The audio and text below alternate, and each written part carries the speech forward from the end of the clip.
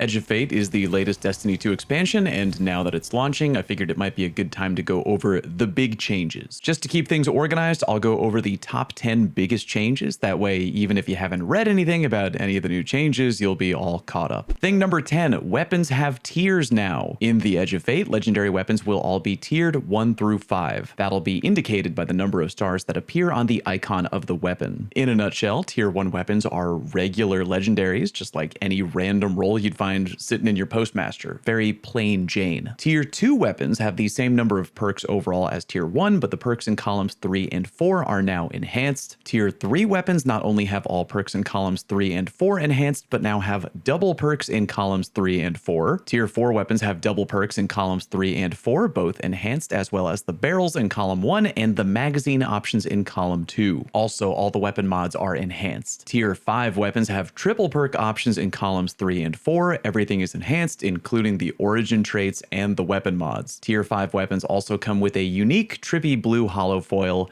aka they just look really cool. Armor, likewise, will also have tiers now. In short, the higher the tier, the better the stats of your armor overall. In addition to better stats on your gear, armor at both tier 4 and tier 5 will get their energy caps raised from 10, which has been the norm for years now, to 11, which definitely does look like a minor benefit, but it means you might be able to add a slightly more powerful armor mod onto your armor before hitting the energy cap. Tier 5 armor will also allow you to insert a tuning mod. This is kind of reminiscent of how Artifice armor mods work right now. A balanced tuning mod will slightly increase the 3 lowest stats on your armor, while other tuning mods will allow you to raise one stat while lowering another. Thing number 9, we're getting a power reset. With the Edge of Fate, all our power levels are being brought down to a new starting point of 10, which is way off what we are now, 2000 something. So basically, if you haven't played D2 in a really long while, don't worry about maybe being behind power-wise, because on July 15th,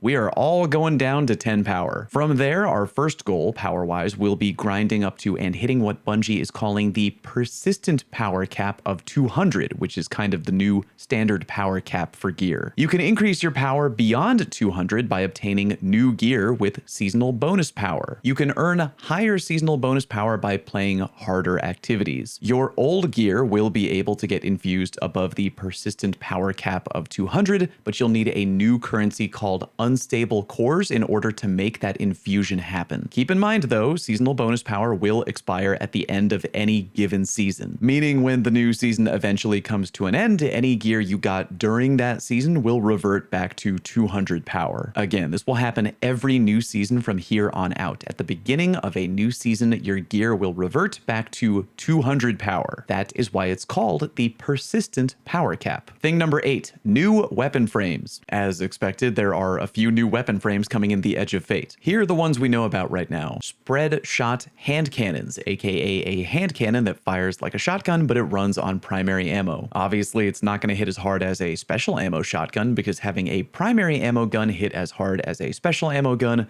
would just be really stupid. But because it runs on primary ammo, it means you can spam it a whole lot more. It kind of gives Mauler from Halo vibes, if you remember that gun. There's the high impact longbow. In short, it's a hard-hitting bow that has over-penetrating arrows. In the same way that area denial grenade launchers are basically a legendary version of the exotic Witherhoard, high impact longbows are essentially a legendary version of the exotic bow Wishender. The most interesting new frame we've seen so far though is the rocket assisted frame pulse rifle. Yeah, just like now how we have mini rocket firing sidearms, we will now have mini rocket firing pulse rifles. They run on special ammo and they fire a triple burst of rockets just like a pulse rifle, but replace bullets with rockets. If rocket frame pulse rifles have an ammo economy that's as good as rocket frame sidearms, then this new weapon frame should be pretty damn decent. Or they could be terrible and people could continue to use rocket frame sidearms instead. Who knows? Thing number 7, armor set bonuses. If you're thinking, well, we kind of have those already. I mean, sorta. The old armor set bonuses we've had in the past were kind of terrible and only really focused on giving things like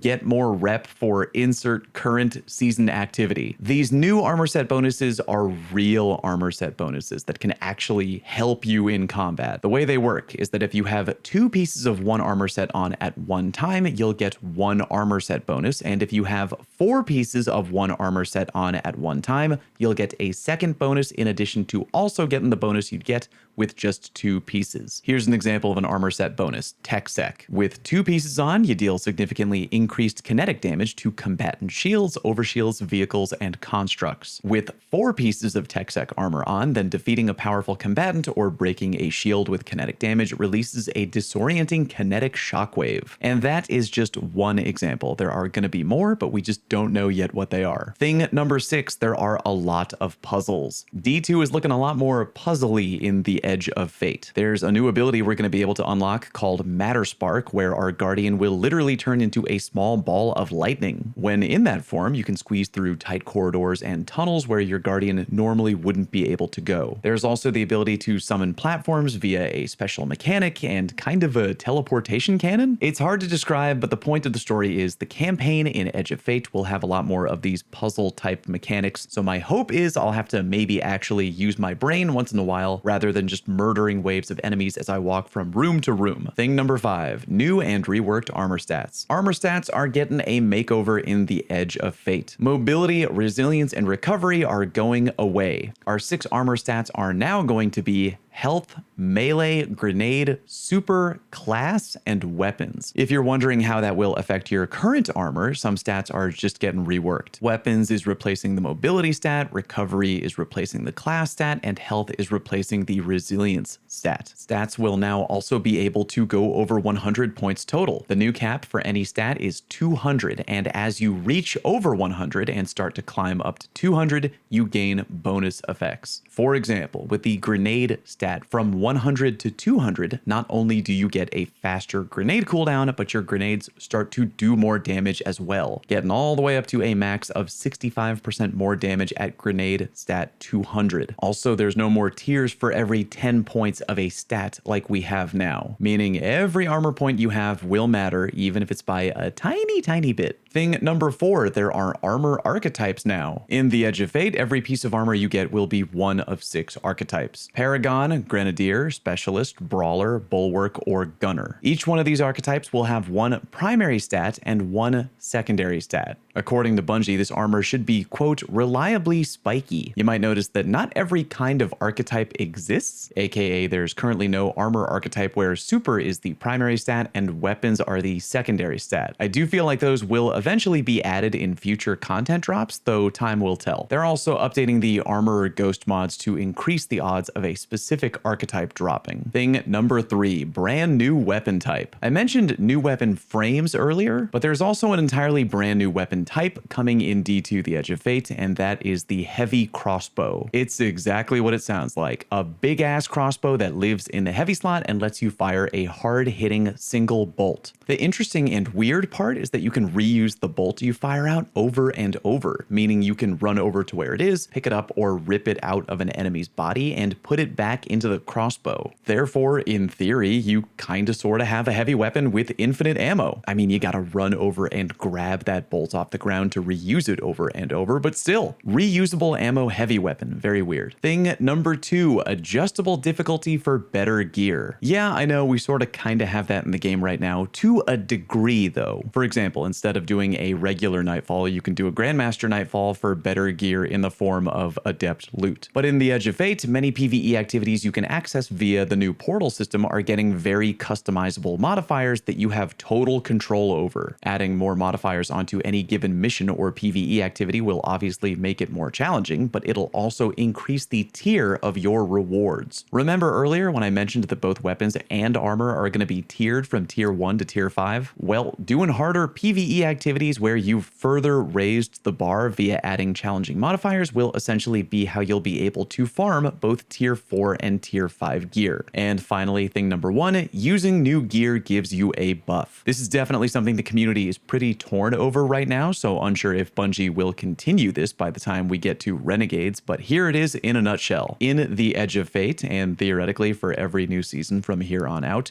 if you're using new gear that you just got that season, that gear will either get a damage buff in PvE if it's a weapon, or a damage resist buff in PvE if it's armor. Weapon-wise, the damage damage buff depends on the tier your weapon is, but if you equip your Guardian with a new tier 5 weapon, aka new to the current season, that weapon will get a 10% damage buff in PvE. 10% is the maximum amount. It's a 2% damage buff per tier of the weapon. Armor-wise, it's basically the same thing. You can get up to a maximum of 15% incoming damage reduction buff for wearing new armor. Exotics, to a degree, will experience the same thing. In Edge of Fate, some exotics, both weapons and armor, will gain the same benefits as new gear, aka either a damage buff or an incoming DR buff. These are being referred to as featured exotics, and they've apparently been handpicked by Bungie, and it's assumed that next season, aka Renegades in December, will get an entirely different list of featured exotics. They change. Those are the biggest changes coming to D2 with the Edge of Fate. If you have any questions, leave them down in the comment section. I'll try to get to them if I can, or you can always just swing by my live stream and ask me there. Thank you very much for watching. Peace.